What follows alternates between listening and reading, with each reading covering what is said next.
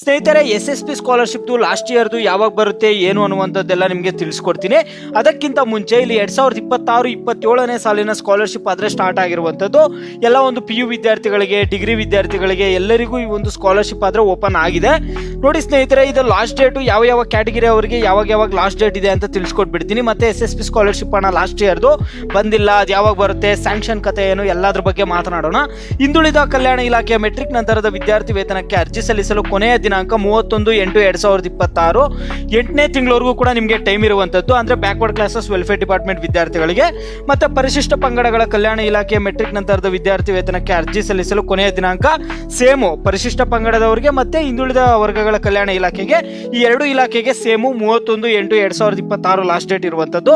ಅಲ್ಪಸಂಖ್ಯಾತರ ಕಲ್ಯಾಣ ಇಲಾಖೆಯ ಮೆಟ್ರಿಕ್ ನಂತರದ ವಿದ್ಯಾರ್ಥಿ ವೇತನಕ್ಕೆ ಅರ್ಜಿ ಸಲ್ಲಿಸಲು ಇಲ್ಲಿ ಕೊನೆಯ ದಿನಾಂಕ ಬಂದ್ಬಿಟ್ಟು 30/9/2026 ಇದೆ. ಇನ್ನೊಂದು ತಿಂಗಳು ಎಕ್ಸ್ಟ್ರಾ ಇರುವಂಥದ್ದು ಅಲ್ಪಸಂಖ್ಯಾತರ ಕಲ್ಯಾಣ ಇಲಾಖೆಗೆ.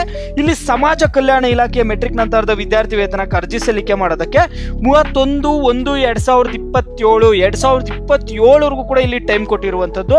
ಯಾವುದಕ್ಕಂದ್ರೆ ಸಮಾಜ ಕಲ್ಯಾಣ ಇಲಾಖೆಗೆ ಅಂದ್ರೆ ಸೋಷಿಯಲ್ ವೆಲ್ಫೇರ್ ಡಿಪಾರ್ಟ್ಮೆಂಟ್ಗೆ 31/1/2027 ಒಂದನೇ ತಿಂಗಳವರೆಗೂ ಟೈಮ್ ಇದೆ.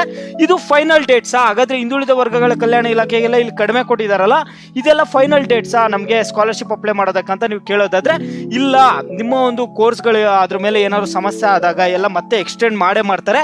ಇದ್ರ ಬಗ್ಗೆ ಎಲ್ಲ ತಲೆ ಕೆಡಿಸ್ಕೋಬೇಡಿ. ನಿಮ್ದೆಲ್ಲ ಅಡ್ಮಿಷನ್ ಪ್ರೋಸೆಸ್ ಎಲ್ಲ ಪ್ರತಿಯೊಂದು ಮುಗಿದ ಮೇಲೆನೆ ಇಲ್ಲಿ ನಿಮಗೆ ಸ್ಕಾಲರ್ಶಿಪ್ ಅಪ್ಲಿಕೇಶನ್ ಅನ್ನುವಂಥದ್ದು ಕ್ಲೋಸ್ ಆಗುತ್ತೆ. ಓಕೆನಾ? ಈಗ ಪ್ರೆಸೆಂಟ್ ಯಾರ್ಯಾರು ಎಲ್ಲೆಲ್ಲಿ ಡಿಗ್ರಿಗೆಲ್ಲ ಜಾಯ್ನ್ ಆಗಿದ್ರೆ, ಯಾರ್ಯಾರೀಗ ರಿನ್ಯೂವಲ್ ಮಾಡ್ಕೊಳ್ಳೋರು ಇದ್ದೀರಾ, ಎಲ್ಲರಿಗೂ ಈಗ ಅಪ್ಲಿಕೇಶನ್ಸ್ ಎಲ್ಲ ಓಪನ್ ಆಗಿದೆ. ಬೇಗ ರಿನ್ಯೂವಲ್ ಮಾಡ್ಕೊಳ್ಳಿ.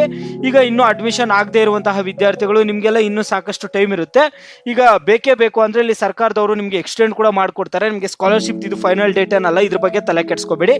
ಮತ್ತೆ ಲಾಸ್ಟ್ ಇಯರ್ ಸ್ಕಾಲರ್ಶಿಪ್ ಬಗ್ಗೆ ಮಾತನಾಡೋದಾದ್ರೆ ಸ್ನೇಹಿತರೆ, ಈಗ ಆದಷ್ಟು ಬೇಗ ಫಂಡ್ಸ್ ಅನ್ನ ರಿಲೀಸ್ ಮಾಡ್ತಾರಂತೆ. ನಿಮಗೂ ಗೊತ್ತಿದೆ, ಈಗ ಮುಖ್ಯಮಂತ್ರಿಗಳು ಚೇಂಜ್ ಆಗಿರುವಂಥದ್ದು.